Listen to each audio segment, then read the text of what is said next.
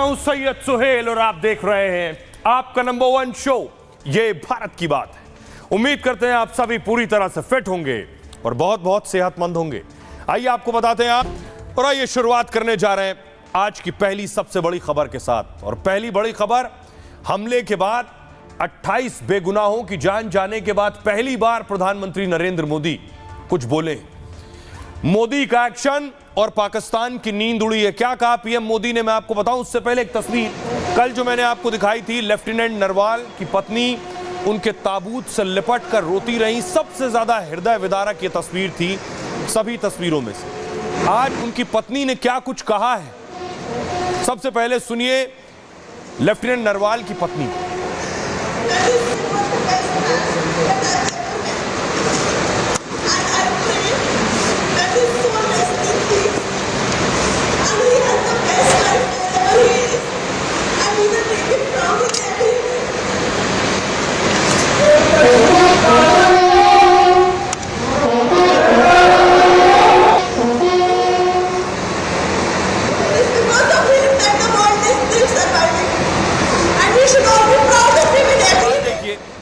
प्रधानमंत्री नरेंद्र मोदी ने भी ये सभी तस्वीरें देखी हैं।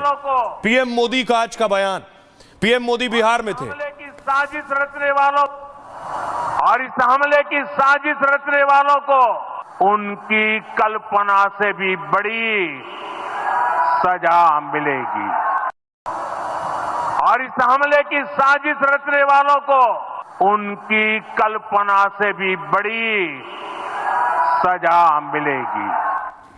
अगली तस्वीर मैं आपको दिखाऊं, भारत में अब गुस्सा भी दिख रहा है। यह तस्वीर आप देख रहे हैं कोलकाता की तस्वीर है जहां पाकिस्तान का झंडा जलाया गया है। मुर्दाबाद मुर्दाबाद मुर्दाबाद पाकिस्तान मुर्दाबाद मुर्दाबाद मुर्दाबाद हिंदुस्तान जिंदाबाद जिंदाबाद जिंदाबाद पाकिस्तान मुर्दाबाद मुर्दाबाद मुर्दाबाद पाकिस्तान मुर्दाबाद। दूसरी तस्वीर आप देख रहे हैं, डोडा में भी प्रदर्शन हुआ है। डोडा में लोग सड़कों पर उतरे हैं और नारेबाजी की है।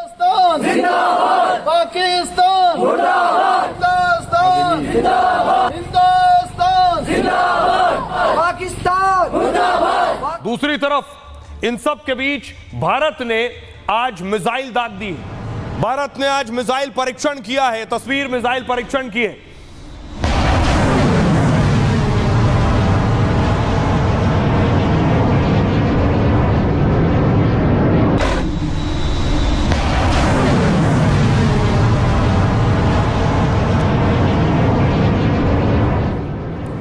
ये जो माहौल भारत में है, इसके बाद पाकिस्तान की सांसें थम गई हैं। खुद शहबाज शरीफ ने बैठक की है। शहबाज शरीफ, पाकिस्तान के पीएम असीम मुनीर, आर्मी चीफ मौजूद थे, पाकिस्तान की सभी सेनाओं के प्रमुख मौजूद थे और ये बड़ी बैठक पाकिस्तान में हुई है। भारत में जिस तरह से रुख दिखाया है, भारत जिस तरह से तैयारी कर रहा है, पाकिस्तान डरा और घबराया हुआ है। इसके बाद भारत ने जिन 3 आतंकियों के तस्वीरें जारी की थी, 2 के स्केच और 1 की तस्वीर थी, इन आतंकियों पर इनाम घोषित कर दिया है भारत ने। इन पर सबसे पहले देखिए, पहली तस्वीर आप देख रहे हैं आदिल हुसैन की। ये आदिल हुसैन पर 20 लाख का इनाम भारत ने घोषित किया है। वांटेड जम्मू कश्मीर पुलिस की तरफ से ये इनाम घोषित किया गया है। 20 लाख रुपए का इनाम है। अगली तस्वीर देखिए, दूसरे आतंकी की, तलहा नाम है इसका, अली भाई। तलहा पर भी 20 लाख रुपए के इनाम की घोषणा की गई है। यह भी वांटेड पोस्टर जारी किया है जम्मू कश्मीर पुलिस ने। और जो तीसरा आतंकी था हाशिम मूसा पर भी 20 लाख का इनाम घोषित किया गया। ये लश्कर तैयबा का आतंकी बताया जाता है और पहलगाम हमले में शामिल था। लेकिन इस बीच चौंकाने वाली तस्वीर यह आई कि भारत एक्शन मोड में आया है तो पाकिस्तान में जो आतंकी हैं वो डरे घबराए हैं। ये मास्टरमाइंड है सैफुल्ला, इस हमले का मास्टरमाइंड सैफुल्ला टीआरएफ का चीफ है। टीआरएफ ने ही हमले की जिम्मेदारी ली। अब सैफुल्ला माफी मांग रहा है। दूसरी तस्वीर में आपको दिखाऊं, ये जो सैफुल्ला, ये हाफिज सईद के साथ जिसे आप देख रहे हैं, सैफुल्ला टीआरएफ का चीफ है, लश्कर का ही संगठन है। अब यही सैफुल्ला कह रहा है मैंने इस हमले में कुछ नहीं किया है। यही सैफुल्ला कह रहा है कि मेरा कोई दोष नहीं इस हमले से लेना देना।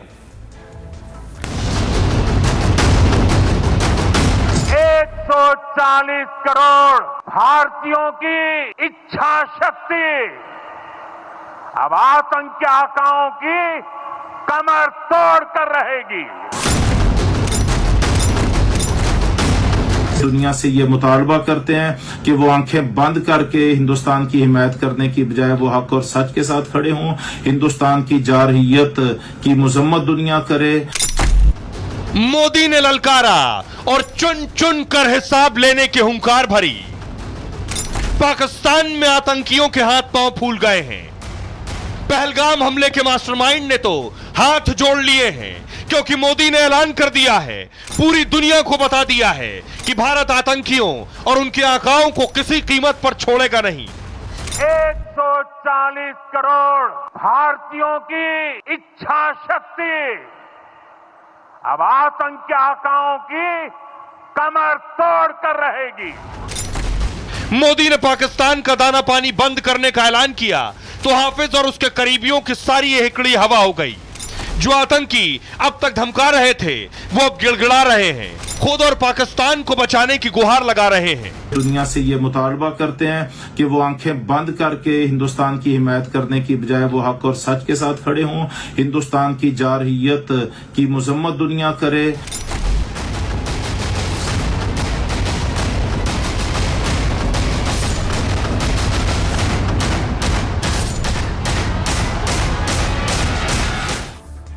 और आइए मैं आपको बताऊं कैसे वो शख्स डरा हुआ है। सोचिए, वो आतंकी डरा हुआ है जिसने इस पूरे हमले को प्लान किया है। ये देख रहे हैं हाफिज सईद के साथ जो तस्वीर देख रहे हैं, ये सैफुल्लाह है।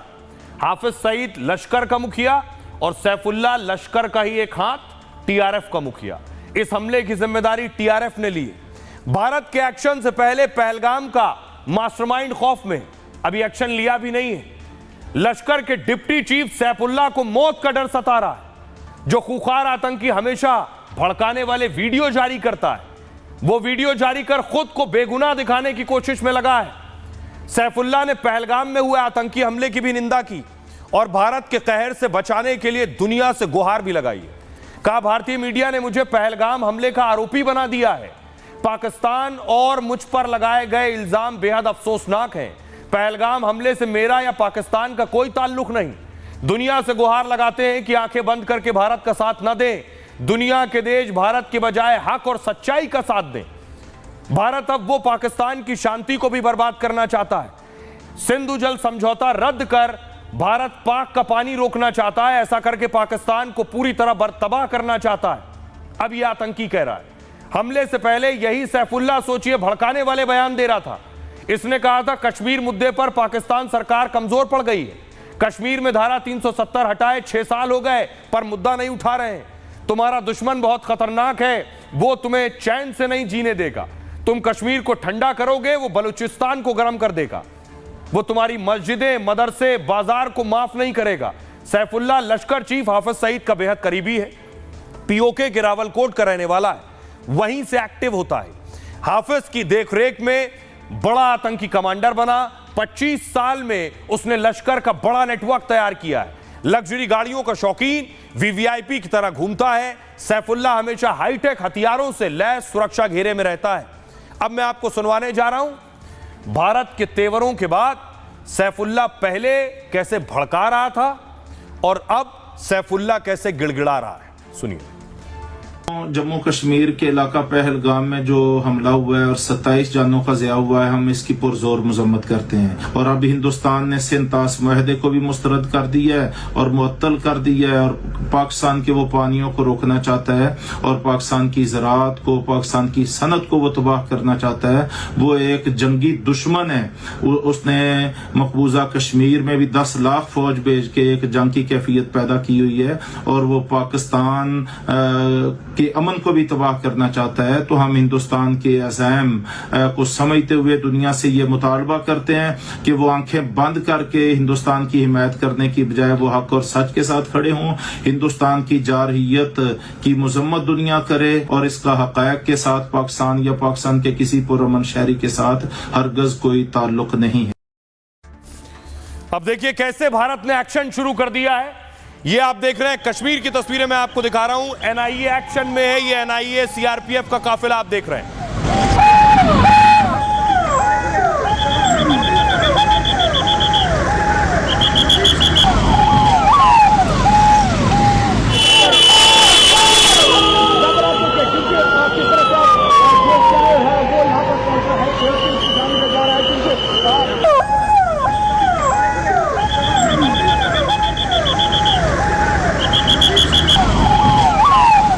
दूसरी तस्वीर ये आप देख रहे हैं, बाकायदा सेना ने पोजीशन ली हुई है उस जंगल में, उस पहाड़ी में, चप्पे चप्पे पर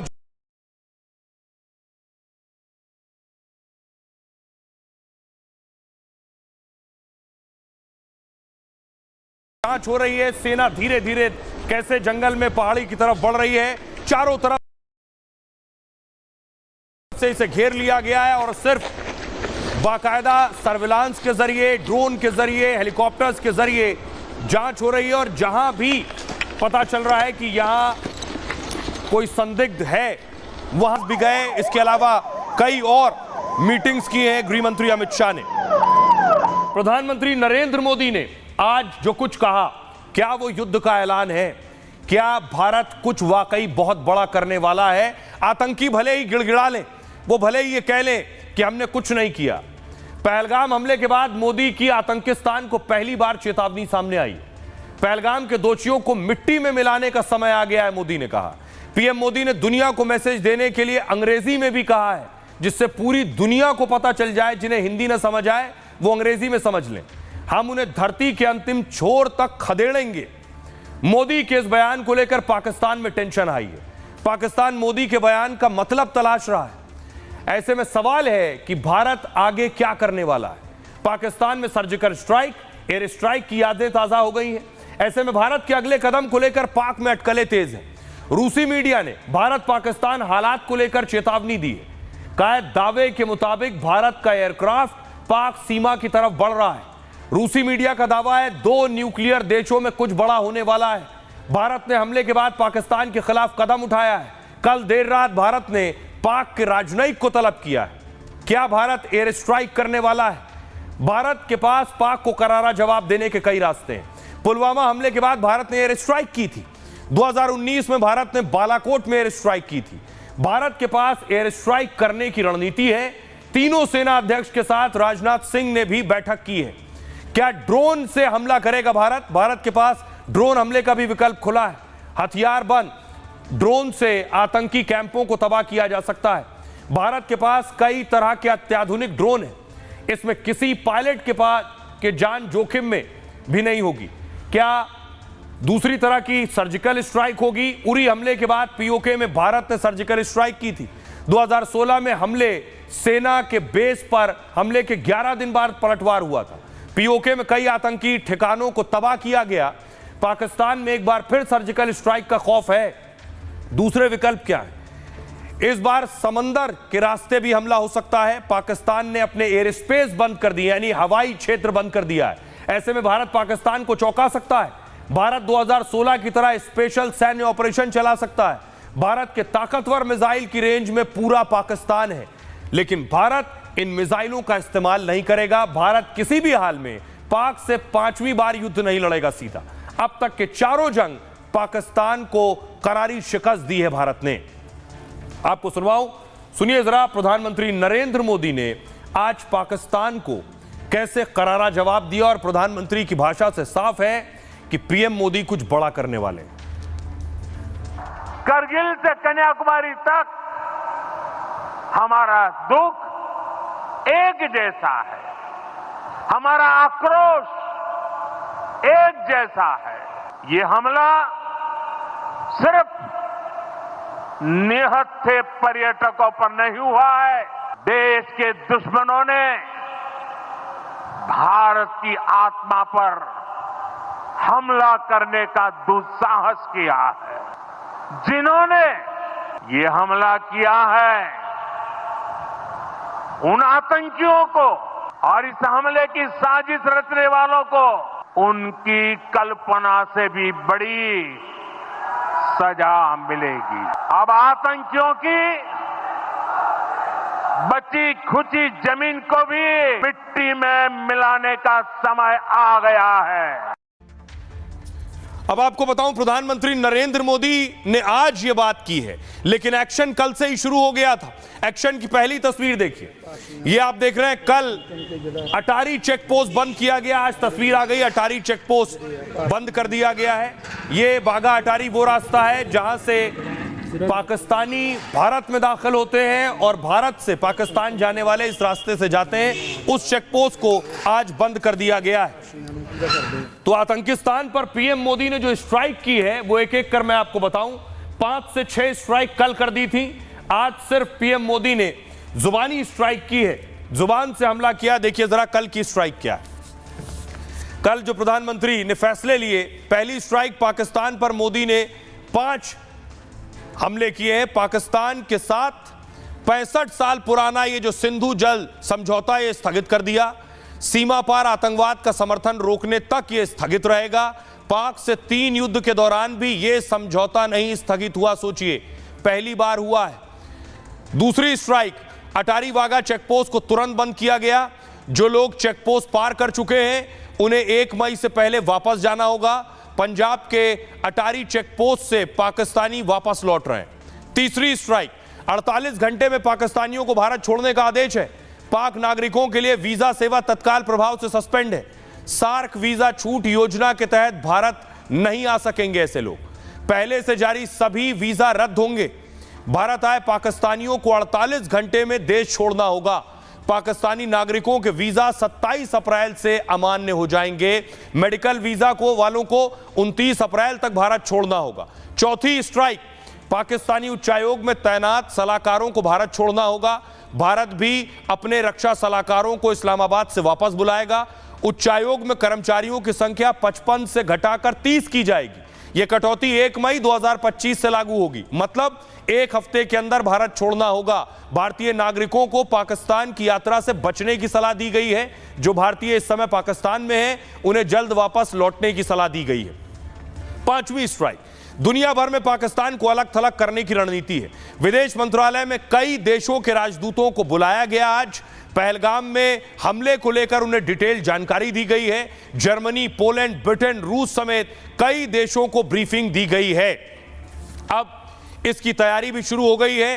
तैयारी इस लिहाज से कि कल ही सिंधु जल समझौता स्थगित किया है। यह तस्वीर मैं आपको दिखा रहा हूं। पहली ये सिंधु रिवर की तस्वीर है। दूसरी तस्वीर मैं आपको दिखाऊं, उससे पहले मैं आपको बताऊं ये जो सिंधु जल समझौता है, ये समझौता है क्या, बहुत संक्षेप में 6 नदियां हैं। 3 नदियों का पानी भारत इस्तेमाल करता था, 3 नदियों का पानी पाकिस्तान।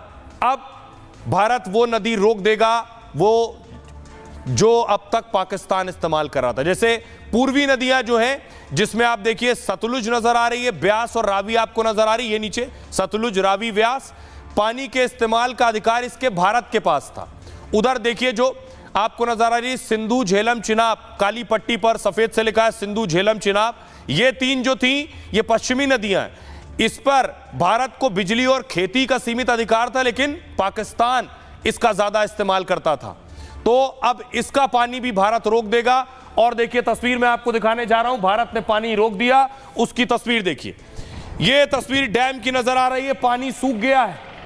फुल स्क्रीन लीजिए जरा। इस तस्वीर से आपको अंदाजा होगा असर होने लगा है पाकिस्तान में। डैम की तस्वीर हम आपको दिखा रहे हैं। जो पानी यहां से जाता था ये लगभग कम हो गया है, खत्म होने की तरफ है, जो पाकिस्तान का हलक सुखाने वाला है। अब देखिए कि आखिर ये है क्या सिंधु जल समझौता, जिसके बाद पाकिस्तान मान रहा है कि भारत ने उसके खिलाफ जंग छेड़ दी है। दरअसल सिंधु जल समझौता स्थगित होने से पाकिस्तान बहुत बेचैन है। 1960 में भारत पाकिस्तान के बीच यह समझौता हुआ था 1960 में, जवाहरलाल नेहरू के टाइम में। इसके बाद दोनों देशों के बीच 3 बार युद्ध हुए, लेकिन इससे समझौते पर कोई असर नहीं पड़ा। पहली बार मोदी सरकार ने समझौता स्थगित किया है। दोनों देशों की 6 नदियों का पानी बांटने को लेकर यह समझौता है। समझौते के तहत भारत को 3 पूर्वी नदियों का अधिकार मिला है। इसमें रावी, ब्यास, सतलुज के पानी का अधिकार भारत के पास है। पाकिस्तान को 3 पश्चिमी नदियों के इस्तेमाल की अनुमति है। इसमें सिंधु, झेलम और चिनाब पानी का इस्तेमाल पाक करता है। सिंधु समझौता स्थगित होने से पाकिस्तान में जल संकट शुरू हो गया। पाकिस्तान में खेती की 90% जमीन इन्हीं नदियों पर निर्भर है। पाकिस्तान की 4.7 करोड़ एकड़ एरिया में सिंचाई मुश्किल हो जाएगी। अब पाकिस्तान की आय में कृषि की हिस्सेदारी 23% है। इससे 68% ग्रामीण पाकिस्तानियों की जीविका चलती है। ऐसे में पाकिस्तान में आम लोगों की भी मुसीबत बढ़ेगी। पाकिस्तान की बेहाल अर्थव्यवस्था और बदतर हो जाएगी। पाकिस्तान के हाइड्रो पावर डैम जो हैं वो भी उनमें पानी सूख जाएगा। इससे पाकिस्तान में बिजली का संकट आ जाएगा, बिजली उत्पादन ठप। पाक का बिजली उत्पादन 50% तक कम हो सकता है। इससे औद्योगिक उत्पादन और रोजगार पर असर पड़ेगा। कुल मिलाकर पाकिस्तान पूरी तरह बर्बाद हो सकता है। 1960 में वर्ल्ड बैंक की मध्यस्थता में समझौता हुआ था। तब जवाहरलाल नेहरू और पाक के राष्ट्रपति अयूब खान ने उस वक्त दस्तखत किए थे इस पर। आइए अब सोचिए, सिंधु जल समझौते की अहमियत इतनी है, भारत ने सिंधु जल समझौता स्थगित किया, इसका डर हाफिज सईद को भी था। तो पहले हाफिज सईद इसे स्थगित करने को लेकर भारत को ललकार चुका है, चुनौती दे चुका है। अब पीएम मोदी ने स्थगित कर दिया है। सुनिए। तू कहेगा कि पाकिस्तान का पानी रोकेंगे, कश्मीर के अंदर डैम बना के तुम पाकिस्तान के पानी को रोकोगे, पाकिस्तान की ज़राअत सनत का खात्मा करके, पाकिस्तान की मईशत तबाह करके, सी पैक के मंसूबे नाकाम करने के लिए तू बढ़ के मारेगा और तू चाहेगा हम चुप रहे।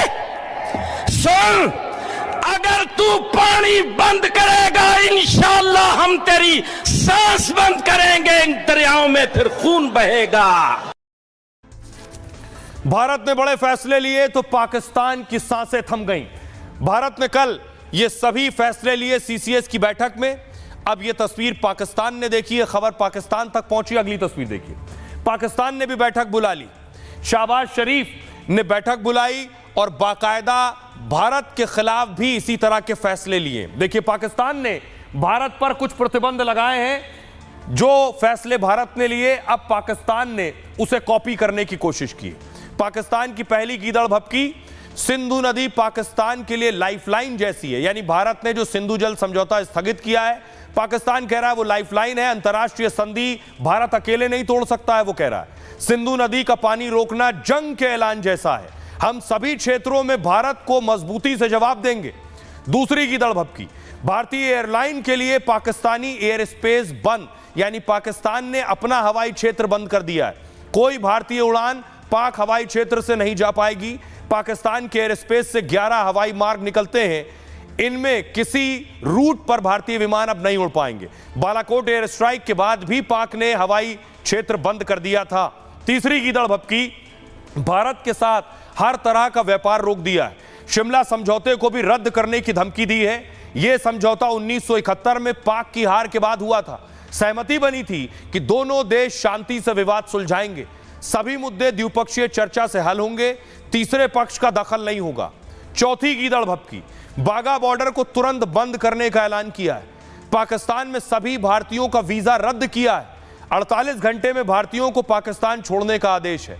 पांचवी गीदड़ भभकी, पाक में भारतीय उच्चायोग की संख्या घटा दी है। पाक में 30 भारतीय उच्चायोग और स्टाफ कम कर दिया गया। बाकी भारतीय स्टाफ 30 अप्रैल तक पाकिस्तान छोड़ दे।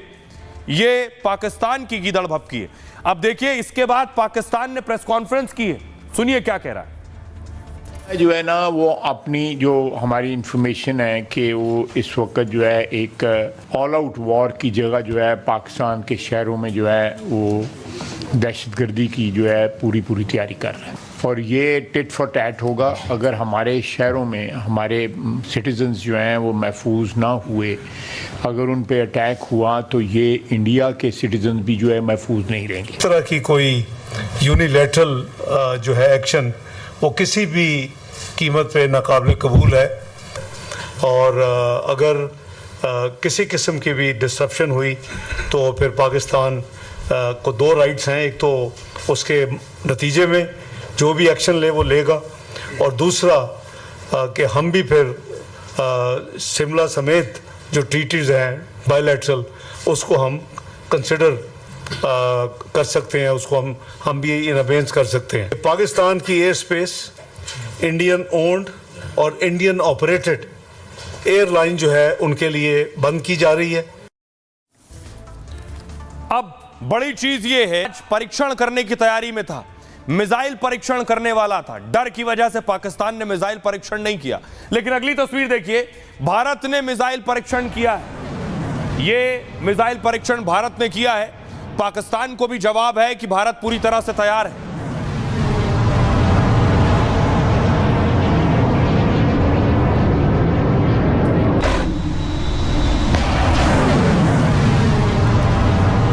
इस मिसाइल के बारे में मैं आपको बताऊं, इस स्थिति में जिस वक्त पाकिस्तान और भारत के बीच तनाव का स्तर यह है, तब यह हुआ। जिस समंदर में पाकिस्तान मिसाइल टेस्ट की तैयारी में था, उसी समंदर में भारत ने अपनी मिसाइल दाग दी।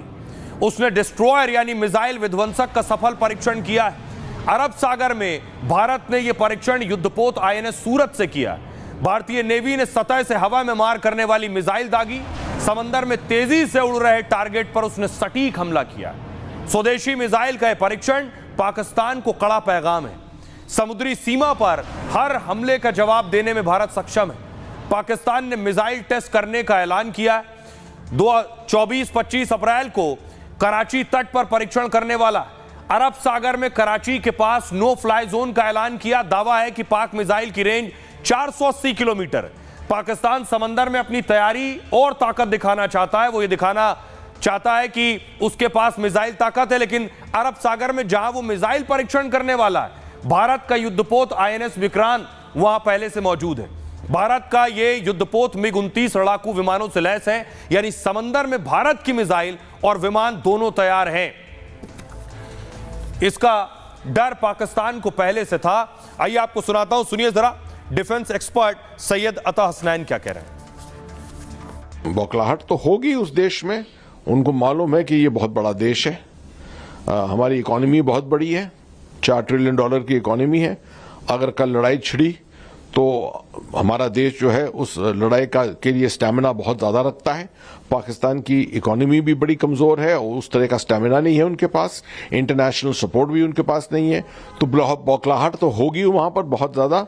और ये जो ख़ास तौर पे वो हमको हमारी तरफ प्रोजेक्ट करके दिखा रहे हैं, ये मैं समझता हूँ एक सूचना देने का ज़रिया है, इंफॉर्मेशन वॉरफेयर है, ग्रे जोन वॉरफेयर है, दिखाने के लिए कि वो तैयार हैं।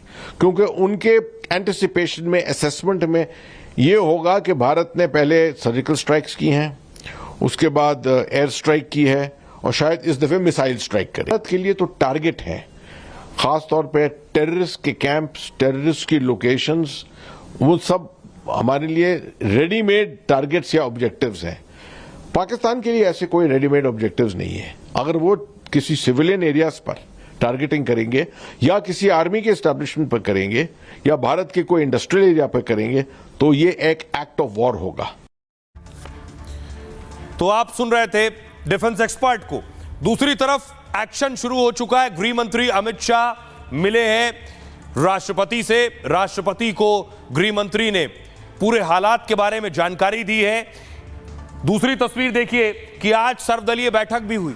सभी पार्टियों के नेताओं को बुलाया गया, सब इस ऑल पार्टी मीटिंग में शामिल हुए। इस ऑल पार्टी मीटिंग का मकसद था पहलगाम में जो हुआ उसके बारे में जानकारी देना, इसके अलावा आगे की तैयारी क्या है ये बताना, कहां चूक हुई ये बताना, ये सारी चर्चा बातचीत इस ऑल पार्टी मीटिंग में हुई। और इसी में जो 28 लोगों ने, बेगुनाहों ने जान गंवाई है, उनके लिए 2 मिनट का मौन भी रखा गया सर्वदलीय बैठक के दौरान।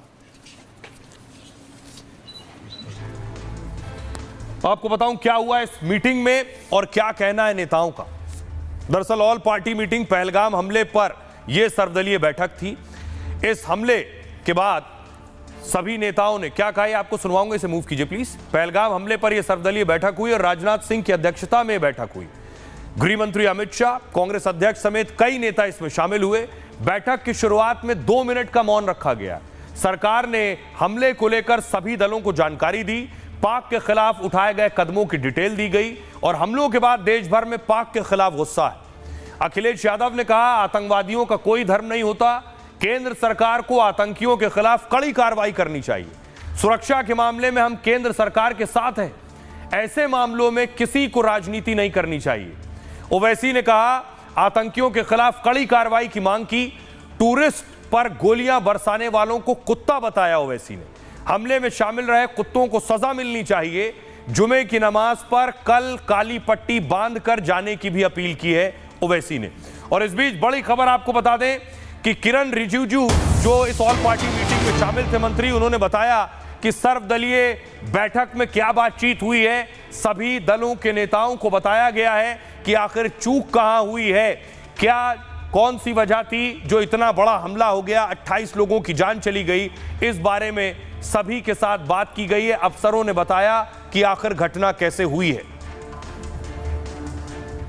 जीरो टॉलरेंस पॉलिसी के बारे में शुरू में बताया कि एक घटना बहुत दुखद है, उसके वजह से जो देश भर में सब लोग चिंतित हैं, उसको लेते हुए भारत सरकार ने और भी कड़ी कार्रवाई करने का मंशा को भी आज जताया है।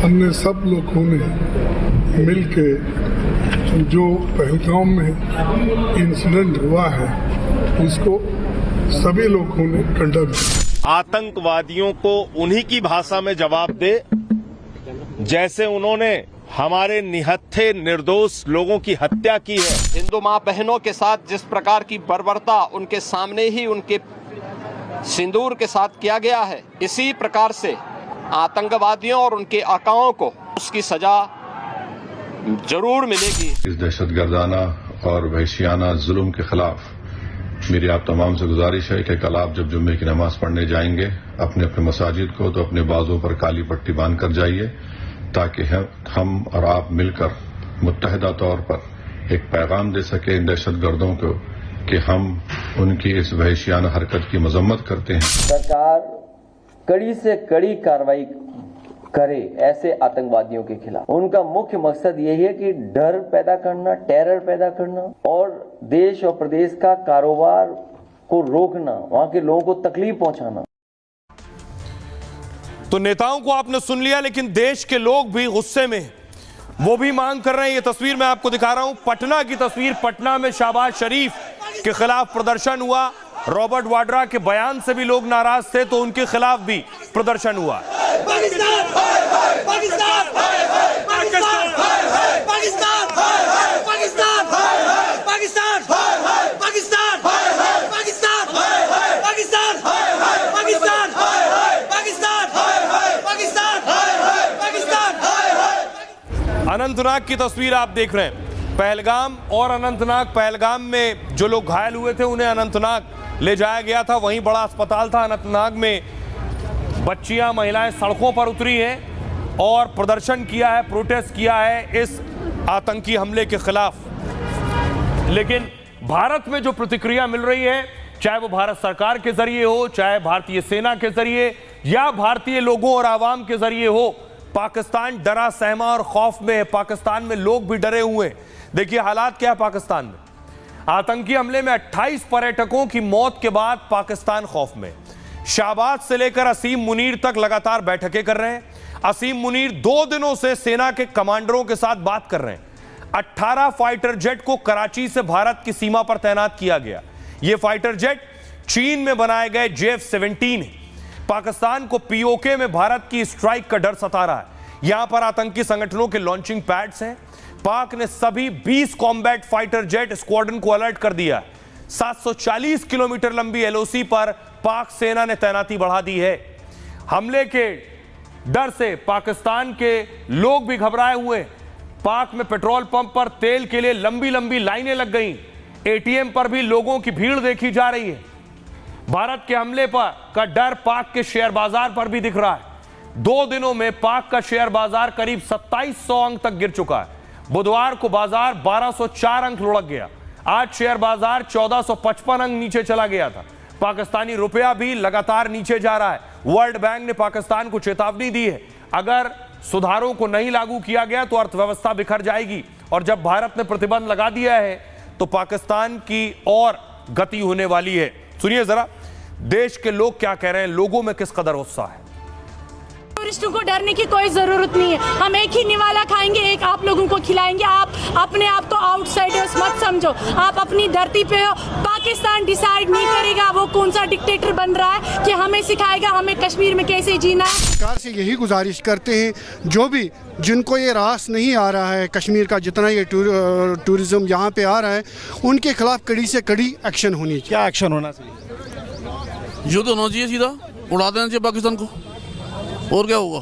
शैतानी हरकत और बुज़दिलाना हरकत, ये इनके सीनों पर गोलियां नहीं चलाई, ये हमारे सीनों पर गोली चलाई, ये मुल्क के सीने पर गोली चलाई है। क्यों?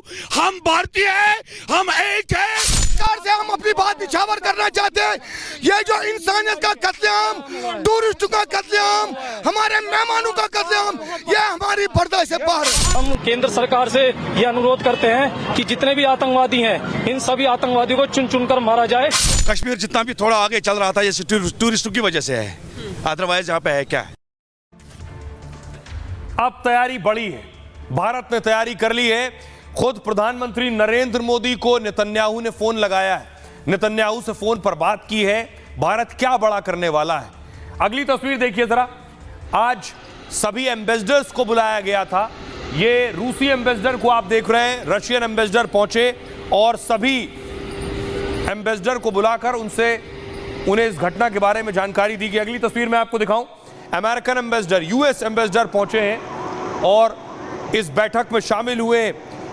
G20 देशों के जो एम्बेसडर थे उन्हें बुलाया गया था। साथ ही पेंटागन, अमेरिका का जो डिफेंस डिपार्टमेंट है, यह है पेंटागन, सबसे ताकतवर विभाग आप मान सकते हैं। इसके एक अधिकारी ने, पूर्व अधिकारी ने बड़ा दावा किया है। दावा यह है कि असीम मुनीर जो है यह लादेन से कम नहीं है। पहलगाम हमले के निशाने पर असीम मुनीर है। जनरल असीम मुनीर की तुलना ओसामा बिन लादेन से की गई। पूर्व अमेरिकी रक्षा अधिकारी माइकल रूबिन का बयान है, पाकिस्तान को आतंकवाद प्रायोजक देश घोषित किया जाए, असीम मुनीर को आतंकवादी घोषित किया जाए। लादेन और मुनीर में बस थोड़ा सा ही फर्क है। ओसामा गुफा में रहता था और मुनीर महल में। दोनों एक जैसे हैं, अंजाम भी इनका एक जैसा होना चाहिए। साथ ही माइकल रूबिन को आपने सुना। इसके अलावा पाकिस्तान के पूर्व सैनिक आदिल राजा ने खोली है पोल, असीम मुनीर पर गंभीर आरोप लगाया। पहलगाम हमला मुनीर के कहने पर हुआ, वरिष्ठ अधिकारियों ने यह बात ऑफ रिकॉर्ड कही है। मुनीर ने पहले भड़काऊ बयान दिया, फिर इस तरह का हमला करवाया। मुनीर की गलती का खामियाजा पाकिस्तानी भुगतेंगे। आदिल की पोस्ट इमरान खान की पार्टी शेयर कर रही है। आइए अब आपको सुनवाता हूं, अमेरिकी पूर्व अधिकारी को भी सुनिए और पाकिस्तानी पत्रकार को। आप सुअर को लिपस्टिक लगा सकते हैं पर वो सुअर ही रहेगा। वही हाल पाकिस्तान का भी है। अमेरिका को केवल यही प्रतिक्रिया करनी चाहिए कि वो पाकिस्तान को आतंकवाद का प्रायोजक देश घोषित करे और असीम मुनीर को आतंकवादी घोषित करे। ओसामा बिन लादेन और असीम मुनीर में सिर्फ इतना फर्क है कि ओसामा बिन लादेन गुफा में रहता था और असीम मुनीर महल में रहता है, लेकिन इसके अलावा दोनों एक ही हैं और उनका अंत भी एक ही होना चाहिए। अब सवाल यह है कि भारत किसी बड़ी तैयारी में है, ये सब मान रहे हैं और ये पूरा देश भी जान रहा है और चाह भी रहा है कि कुछ बड़ा होना चाहिए और कुछ ऐसा होना चाहिए जो दिखाई दे पूरी दुनिया में पाकिस्तान उससे बेइज्जत भी हो, जो कुछ पाकिस्तान ने किया है। भाई आपको बताऊं कि भारत के आगे पाकिस्तान कहीं नहीं टिकता है। ताकत अगर आप देखेंगे दोनों मुल्कों की तो पाकिस्तान चारों खाने चित हो जाएगा। सैन्य ताकत के लिहाज से अगर आप देखिए तो भारत के पास 14,55,000 सक्रिय सैनिक हैं और पाकिस्तान के पास 6,54,000 सक्रिय सैनिक हैं। भारत के पास रिजर्व सैनिक 11,55,000 हैं और पाकिस्तान के पास सिर्फ 5 लाख रिजर्व सैनिक हैं। टैंक्स, भारत के पास 4,614 टैंक हैं और खतरनाक युद्धक टैंक पाकिस्तान के पास 3,742 टैंक हैं। इसे बख्तरबंद वाहन देखिए, पाकिस्तान भारत के आगे कहीं नहीं ठहरता। भारत के पास 1.5 लाख ऐसे बख्तरबंद वाहन हैं, पाकिस्तान के पास सिर्फ 50,523। फाइटर जेट 2 गुने, भारत के पास 600 और पाकिस्तान के पास 387। एयरक्राफ्ट, भारत के पास 2,229 और पाकिस्तान के पास 14,1434। जहाज, भारत के पास 294, पाकिस्तान के पास 114। पनडुब्बी भारत के पास 18 है, पाकिस्तान के पास 8 पनडुब्बियां हैं। रक्षा बजट में देखिए, भारत का रक्षा बजट 77.4 बिलियन डॉलर है और पाकिस्तान का देखिए सिंगल डिजिट में 7.61 बिलियन डॉलर। दूर दूर तक पाकिस्तान कहीं नहीं नजर आता। पाक से 10 गुना ज्यादा भारत का रक्षा बजट है। सुनिए रक्षा विशेषज्ञ क्या कह रहे हैं। पाकिस्तान को पिंच तब होगा जब उनकी 8-10 जगह पीओके की में और जगह हैं जिसके ऊपर इंडियन आर्मी जाके ऑक्यूपाई कर ले। खासकर पीओके हमारा मेन पॉलिटिकल मुद्दा भी है, हमारा एम भी है और हमको ये काम शुरू कर देना चाहिए। ये मौका है हमारे हाथ में, इसे गंवाना नहीं चाहिए। सेना को आदेश मिलने की देरी है। जैसे ही सेना को आदेश मिलेंगे बिल्कुल सेना खड़ी उतरेगी। और यही कारण है कि मुनीर जो है, मैं तो उनको कहूँगा हाफिज मुनीर, हाफिज सईद तो है, ये हाफिज मुनीर हैं जो इस तरह की बातें करते हैं कि भारत की इतनी बड़ी फौज है, हमें कुछ नहीं कर सकती है, तो ये बलूची आतंकी हमारे को क्या कर सकते हैं। वो बुखलाए हुए स्टेटमेंट्स है ये। और आइए अब कुछ तस्वीरें और आई हैं पहलगाम की सामने। जिस वक्त अटैक हुआ था उस वक्त की तस्वीर। एक तस्वीर ये है जिसमें आप देख रहे हैं आतंकी ठीक सामने से गोली मारता है एक शख्स को।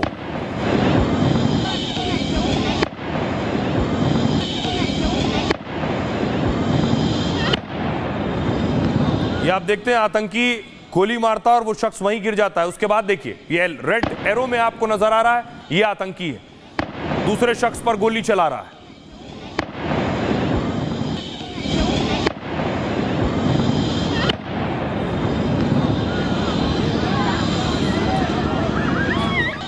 एक और तस्वीर आई आतंकियों की। आतंकी जो 3 लोग बैठे थे पहलगाम में, पर्यटक बैठे थे, उनको नजदीक से जाकर शूट किया है।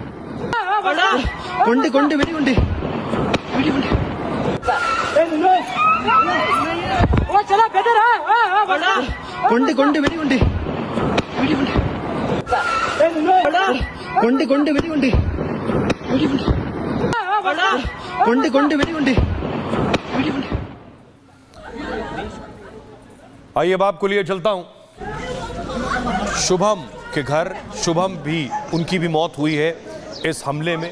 योगी आदित्यनाथ आज कानपुर में शुभम के घर पहुंचे थे। ये उस वक्त की तस्वीर है।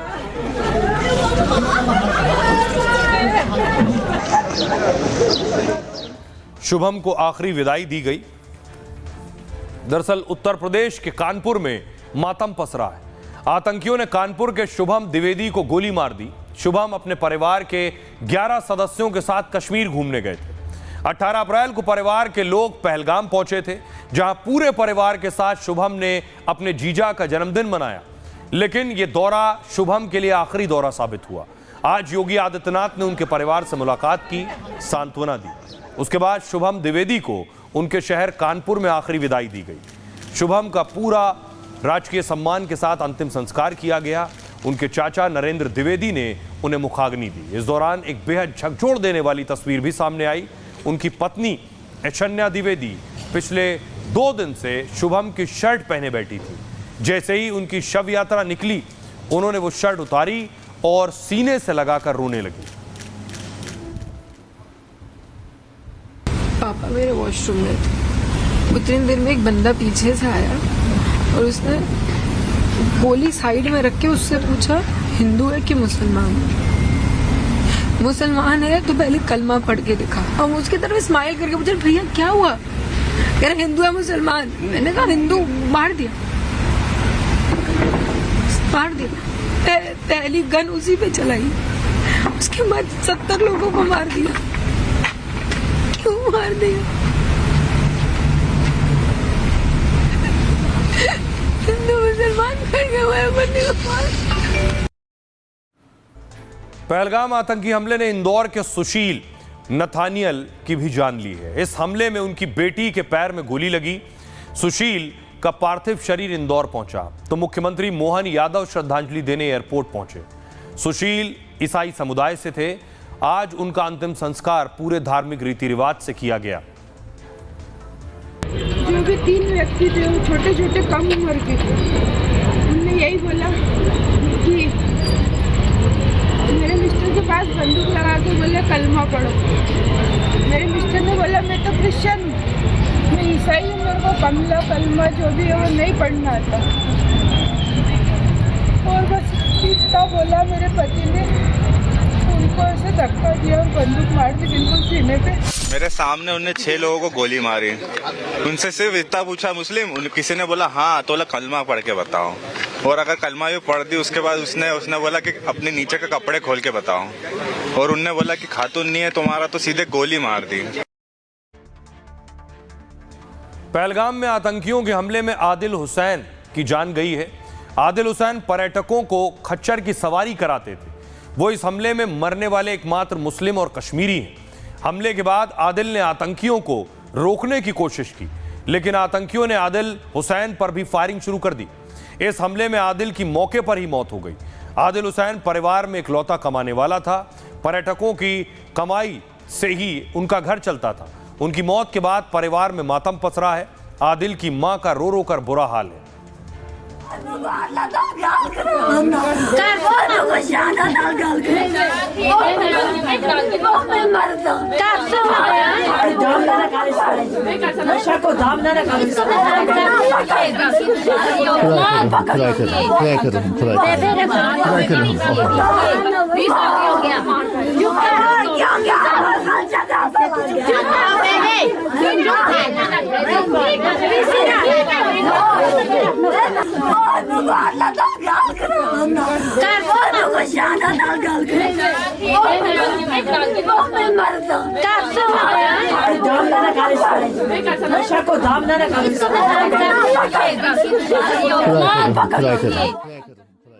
अल्लाह के कदम खुदाया में एक ही सहारा था, यही कमाने वाला था। कमाने वाला चाहिए, एक बच्चा कमाए वाला से कुछ तो बड़ा ही से। हाय अल्लाह के कर खुदाया। ये हादसा हो गया।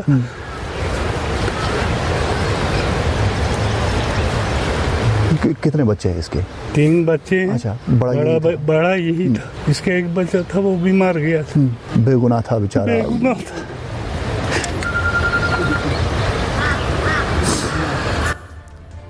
गुजरात के सूरत में भी मातम पसरा है।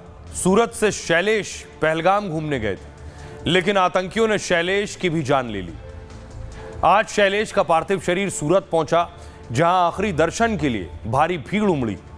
इस दौरान उनके बेटे ने जो कहा वो दिल दहला देने वाला था। कहा आतंकी ने सिर पर कैमरे बांध रखे थे, घटना की रिकॉर्डिंग कर रहे थे। आतंकियों में से एक ने कहा मुसलमान अलग हो जाओ और हिंदू अलग हो जाओ। उसके बाद एक एक कर हिंदुओं को गोली मार दी। उन्होंने मेरे पापा को भी गोली मार दी। वो आतंकवादी ज्यादा गोली मारे हैं, तब सबको पता चला कि टेररिस्ट घुसा है, तो हम छुप गए। उन लोगों ने ढूंढ लिया। हमको तो वो 2 दिखे थे, और एक ने आके बोला मुसलमान अलग हो जाओ और हिंदू अलग हो जाओ। हिंदू को मार दिया। इस हमले में गुजरात के भावनगर के 2 लोगों की मौत हुई। आतंकियों ने एक महिला के सामने उनके पति और बेटे को गोली मार दी। आज जब दोनों का पार्थिव शरीर भावनगर पहुंचा तो माहौल बेहद गमगीन था। लोगों में जबरदस्त गुस्सा था। ठाणे के डोंबिवली निवासी अतुल मोने भी इस हमले का शिकार हो गए। अतुल मोने का पूरा परिवार कश्मीर की यात्रा पर था। अतुल मोने को आज आखिरी विदाई दे दी गई। इस मौके पर परिवार ने जो कहा वो दिल दहला देने वाला था। उनके परिवार ने बताया कि आतंकियों ने पहले नाम पूछा, फिर उनका धर्म पूछा। जैसे ही पता चला वो हिंदू हैं तो गोली मार दी। हम ऐसे वहाँ सब देखा, तीनों को शूट करते हुए मैंने देखा। सबने, हम 6 जनों के देखा। हम कुछ कर नहीं पाए, बट वहाँ पे 10-15-20 मिनट ये ऐसे ही डर के माहौल में थे सब। फिर वहाँ पे फिर बाद में वो चले गए, तब हम उठाने की कोशिश कर रहे थे मेरे पापा को, बट वो उठ नहीं रहे थे। वो लोग बोल रहे थे कि कौन हिंदू है कौन मुस्लिम है। फिर ऐसे बहुत पूछ रहे थे। दिन में जब मेरे हेमंत जोशी को गोली मारी और फिर मेरे पापा को गोली मारी, फिर बोला कि तुम लोग ने आतंक मचा के रखा है। पहलगाम हमले में पुणे के 2 दोस्तों की भी मौत हो गई। दोनों पहली बार साथ परिवार के साथ कहीं घूमने निकले थे। संतोष जगदाले और उनके दोस्त कौस्तुभ इससे काफी खुश थे और आज जब उनका पार्थिव शरीर पुणे पहुंचा तो संतोष जगदाले की बेटी ने अपने पिता को कंधा दिया। इस दौरान संतोष की बेटी खून से सने उसी कपड़े को पहने थी जिन कपड़ों में उनके पिता को आतंकियों ने गोली मार दी थी। बेंगलुरु के भरत भूषण को आतंकियों ने उनके बच्चे के सामने ही गोली मार दी। भरत भूषण अपनी पत्नी और 3 साल के बच्चे के साथ कश्मीर घूमने गए थे। भरत भूषण पत्नी और बच्चे के साथ घूम रहे थे, तभी आतंकी आ धमके। उन्होंने भरत से पूछा नाम। उन्होंने कहा मेरा नाम भरत भूषण है, जिसके बाद आतंकियों ने उनके सिर में गोली मार दी। भरत गिड़गिड़ाते रहे, कहा मेरा छोटा बच्चा है, लेकिन आतंकियों ने एक नहीं सुनी। एग्जिट बहुत संकरा था, 15 बाय 60-70 फीट लंबा था और उसका निकलने के लिए सिर्फ 4 फीट का एक दरवाजा था और लकीली मैं वो सिर्फ 4 फीट के दरवाजे पे ही खड़ा था। उसको उस तरफ जंगल था, घोड़े खड़े रहते हैं दलदल में, तो लकी मैं वहीं पे खड़ा था। पीछे से एकदम से फायरिंग की आवाज़ हुई गार्डन में, जहाँ पे बोल सकते हैं, लेकिन कंटिन्यू फायरिंग हो रही थी तो लोग एक दूसरे को कुचलते हुए धक्के दे रहे थे। तो मैंने मिसेस को दलदल की तरफ धकेला दिया और फिर हम कंटिन्यू गोलियाँ चल रही थी तो हमारे को उस समय दिमाग काम नहीं किया, हम जंगल की तरफ कूद गए और जंगल की तरफ 7 से 8 किलोमीटर हम जंगल पहाड़ उतरते हुआ है 8 किलोमीटर का रास्ता। दूसरे हिंदू कौन है और मुस्लिम कौन है, तो मेरे जो मामा है हेमंत जोशी, उन्होंने सिर्फ उनसे बात करने की कोशिश की, हमें जाने दीजिए हम कुछ नहीं करने वाले हैं, तो उनको सीधा गोली मार दी। पर जब फायरिंग हो गए तो फिर शोर शराबा उठता है, हाय हाय हो गए है सबका, कुछ बोगे है, कुछ मुंह छुपाते हैं, कुछ अपने आप को सेफ रखते हैं, यही खलबली हो गई है, तितर बितर सारा हो गया है। आपने देखा उन लोगों को, घायल जो लोग हुए? घायल जो लोग हो गए, मैंने 3 का रेस्क्यू किया है उस वक्त। पहली डेड बॉडी मैंने उठाई थी, जो कपल था वो नेवी ऑफिसर, उनको मैं लेके आया था। ऑन द वे मैं रुका, मैंने उनकी पल्स चेक करी, बट वो डेड थे। मैंने उनकी जो वाइफ थी उनको झूठ बोला कि ये जिंदा है, आप टेंशन मत लीजिए, मैं इनको लेके जाऊंगा हॉस्पिटल। और जो ही मैं एम्बुलेंस के पास पहुंचा, उन्होंने उनको वहां से रिकवर करके उनको हॉस्पिटल लेके गए। ऐसे ही आंध्र प्रदेश के मधुसूदन राव का शव देर रात चेन्नई पहुंचा। चेन्नई हवाई अड्डे पर उन्हें फूल चढ़ाकर अंतिम विदाई दी गई, जहां से एम्बुलेंस में उनके पार्थिव शरीर को कावली गांव ले जाया गया। ओडिशा के बालेश्वर जिले के प्रशांत कुमार सतपथी को भी आखिरी विदाई दी गई। प्रशांत कुमार के पार्थिव शरीर का पूरे राजकीय सम्मान के साथ अंतिम संस्कार किया गया। भारतीय वायुसेना के कारपोरल तागे का भी आज अंतिम संस्कार किया गया। कारपोरल अपनी पत्नी के साथ पहलगाम घूमने गए थे। और इस बीच आपको बता दें, बड़ी खबर आ रही है। बड़ी खबर है कि भारतीय सेना ने एक्शन शुरू कर दिया है। हालात के मद्देनजर भारतीय सेना ने हमले का युद्ध अभ्यास किया है। पहाड़ और जमीन पर वॉर रिहर्सल की गई है भारतीय सेना की तरफ से। आक्रमण नाम से युद्ध अभ्यास कर रही है भारतीय सेना, यानी भारतीय सेना पूरी तरह से तैयारी में है। भारतीय सेना के जितने भी विभाग हैं उन्हें एक्टिव रहने के लिए कह दिया गया है पहले से ही। उनमें भी जो हमला करने वाले विभाग हैं उन्हें भी सक्रिय कर दिया गया है। आक्रमण नाम से सेना युद्ध अभ्यास कर रही है। भारतीय वायुसेना ने यह युद्ध अभ्यास किया है। देश के बड़े पायलट युद्ध अभ्यास में शामिल हैं।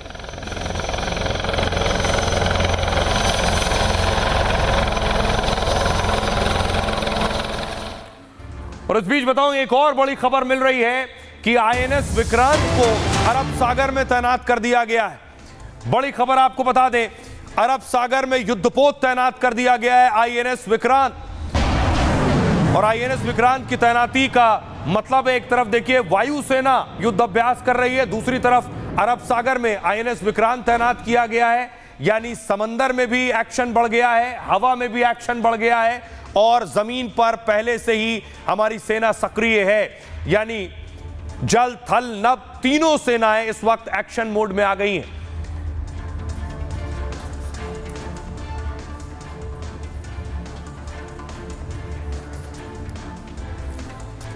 अरब सागर में यह युद्धाभ्यास तैनात किया गया आईएनएस विक्रांत। और आपको बताऊं, पाकिस्तान मिसाइल परीक्षण करने वाला था, उसे पता चला आईएनएस विक्रांत तैनात है, मिसाइल परीक्षण फिलहाल टाल दिया है। भारत ने उसी अरब सागर में आज मिसाइल परीक्षण किया है।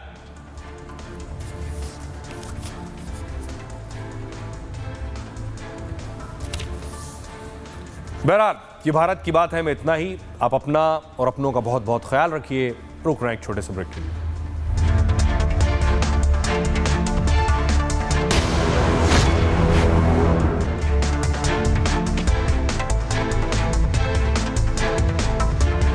रंग इसका